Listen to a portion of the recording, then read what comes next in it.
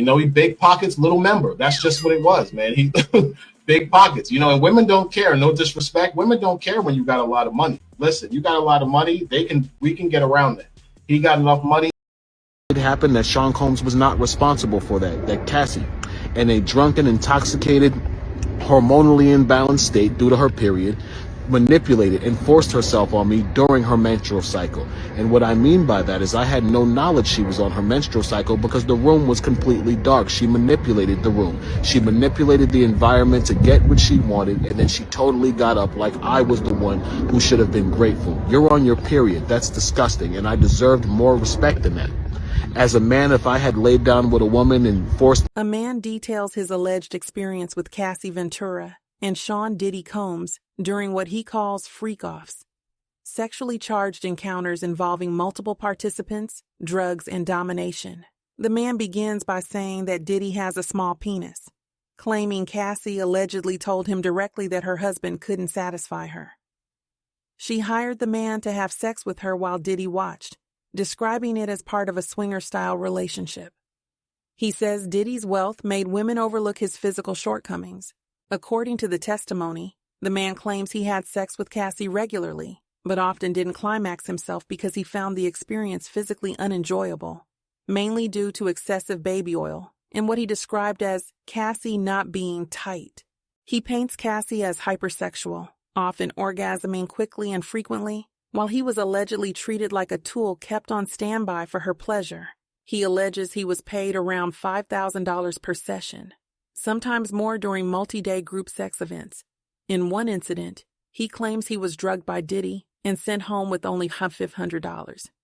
He describes a 4-day sex marathon in Miami and likens the whole experience to something out of an ancient Roman orgy, referencing wealth, power, and human sexual exploitation. Most disturbingly, he says he didn't have to perform oral sex or kiss Cassie, but that she would kiss him, which he now finds disgusting after allegedly hearing that she engaged in acts involving people urinating in her mouth. Throughout the account, the man insists he never had a sexual relationship with Diddy himself, but was used as a sexual object for Cassie's satisfaction, while Diddy orchestrated and observed. I saw Sean Combs' member. It's not big. So I believed Cassie when she said, yo, listen, my husband has a small penis. I'm hiring you because you can satisfy me. He likes to watch. I'm 3 times larger than him, I would probably say, just off a glance. I never had a sexual relationship with him. I need to say that. Did he have a micro penis or something? He just was small. You know, he big pockets, little member. That's just what it was, man. He big pockets. You know, and women don't care. No disrespect. Women don't care when you got a lot of money. Listen, you got a lot of money. We can get around that. He got enough money. She was a young, horny girl. She liked to have sex. And this was the arrangement. He took her around. They would have these freak-offs because she was into the swinger lifestyle. I see walls. I know I'll never be able to ask her this question, but her vagina walls. I don't want to make myself sound like I'm trying to aggrandize myself, but I used to, when Cassie and I would have sex, I would probably take less than 20 strokes to make her orgasm. I never orgasmed, really. Because the problem was the fact that she's not tight and the baby oil. The baby oil was a problem. The baby oil kind of made sex impossible for a man to enjoy. Baby oil made a loose vagina, looser than it needed to be. So it was literally like a constant, it was like being in hell, being constantly tormented like I was going to have an orgasm, but never being able to have an orgasm because she wasn't tight enough to make me orgasm. But she's orgasming back to back. I mean, I'm in her 20 strokes. Oh my God, she's squirting all over the bed. And then I'm like, yo, can I get something? Oh, I need a second. I think there was a period where I had sex with Cassandra, and this is the truth. I don't think I had one orgasm in 6 months every time I met her. I was made to be completely naked, baby oil, and basically kept on standby for every time Cassie needed to come. And I only got less than $5,000 one time, and that's the time Diddy drugged me. He gave me $1,500 to go home because I was completely drugged out of my face off something he gave me. But every other time I got $5,000. The time with Daniel Phillip and winning this orgy, I think I got like $11,000 in total from winning the orgy, then coming back and dusting her off again. I had an extensive history with Cassie. I see your face. You're like, oh my God, yeah. How many hours did you go? It was 4 days in Miami. Well, you have sex for 4 days. Do you stop to pee? Do you take breaks? What Yeah, happens? yeah. With a story It's kind of like, you know, something people don't realize something. Diddy is rich. He's as rich as a king. I don't know if you ever seen the HBO TV series Rome. They were smoking opium. They had a bunch of slaves in there that she was sleeping with that had larger members than Mark Anthony. This is what a freak off really was. I was made to be completely naked, baby oil, and basically kept on standby for every time Cassie needed to come. And I would be called to make her come. I didn't have to eat her vagina. I didn't have to kiss her, even though she kissed me, which is disgusting now that I know she was letting people urinate in her mouth. But this is the whole point of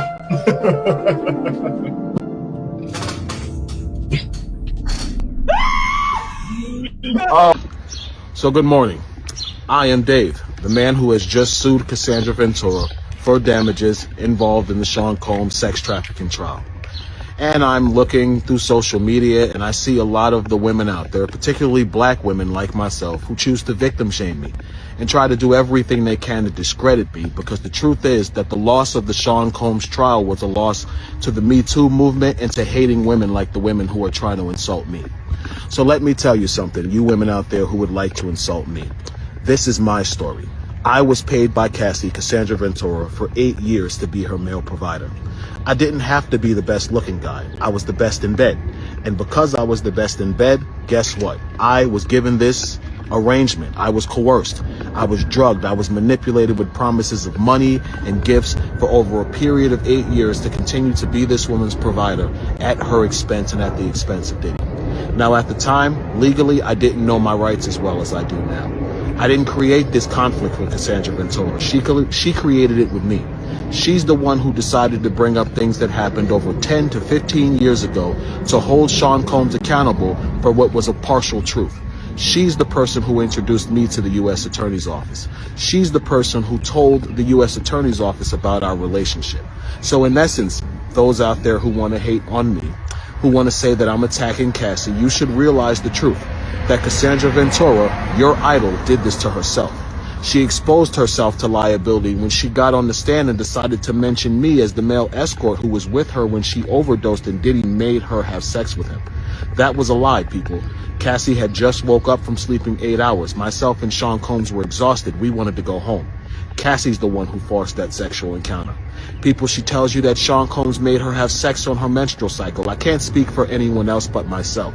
But I know the one time that did happen, that Sean Combs was not responsible for that Cassie, in a drunken, intoxicated, hormonally imbalanced state due to her period, manipulated and forced herself on me during her menstrual cycle. And what I mean by that is I had no knowledge she was on her menstrual cycle because the room was completely dark. She manipulated the room. She manipulated the environment to get what she wanted, and then she totally got up like I was the one who should have been grateful. You're on your period. That's disgusting, and I deserved more respect than that. As a man, if I had laid down with a woman and forced myself on her and orgasmed in her and she got up and it was leaking out of her, guess what? I would have raped her. So by statute, by case law definition, Cassandra Ventura sexually assaulted me. I'm not looking to destroy Cassie. I've given Cassie more than a year to settle this before things got out of control. The problem is she's being supported by women like you who would choose to attack male victims instead of accept the truth, which is that a woman could have lied to get revenge on the ex-boyfriend who broke her heart and hurt her. It happens, people. They say hell hath no fury like a woman scorned, and that's true. If you hurt some women, they will do everything in their power. If you hurt some men, they'll do everything in their power to hurt you. But I want to end this by saying this. Cassie did this to herself. They say he who sets out on the course of revenge should dig 2 graves. People, Cassie dug the grave that is Clayton Howard herself. Cassie got on the stand trying to destroy Diddy. She should have took her $20-30 million and walked into the sunset, people. She should have never gotten on the stand and created further liability for herself by telling more of the lie that she created to get this man sent to prison for his life. She made a mistake when she got on the stand, people. She made a mistake when she got on the stand and lied about the events with Clayton Howard. Clayton Howard is a victim of Cassandra Ventura. Clayton Howard didn't ask to be in a relationship with Cassandra Ventura while she was sleeping with numerous men per week. I get it. You all think I was a nasty male prostitute sleeping with women, all different women all the time. It actually didn't work like that. To have certain types of people that can pay you that well, what you really have to do is you have to focus on people who are affluent And affluent people don't engage in activities like that. So I might have had a client once a month. The truth is I was only a male escort for 2 years. I continued in the profession because Cassie and Diddy continued to pay me very well, and I was an ex-con. I needed money. Yes, I was trapped in a situation. I'll admit that. I didn't know what to do. But does that mean I should be victim shamed because the same thing that happened to women all the time happened to me as a man? No. And for those women out there, for you black women who choose to shame me as a black man for telling my truth, you should be ashamed of yourself. That's probably pretty much all I have to say. You will not see me too much in the media. I don't need the public to believe me. I just need a jury of my peers and 12 people to believe me in the court. And thanks to the testimony of Cassie during the trial of Sean Combs, I have that. Anybody who wants to claim that she was purely a victim is in denial. It's Loon, there's no way. I don't care how much grooming. You're not a child. You're a grown woman, and you mixed race on top of that, so you got a white parent. You feel? There's no way you're doing all of this if you don't want to. Do you think that? No way. From a psychologist standpoint, Not for a woman with a white parent. what about the Stockholm syndrome thing that people are trying to? Oh, that's very parade real. around? I believe that all of that bears some truth in this case, but cannot be completely explained by it. Here's the problem I had with the Cassie supporters, right? And I empathize with the sister as well because Right. Puffy did take advantage of her. Yeah.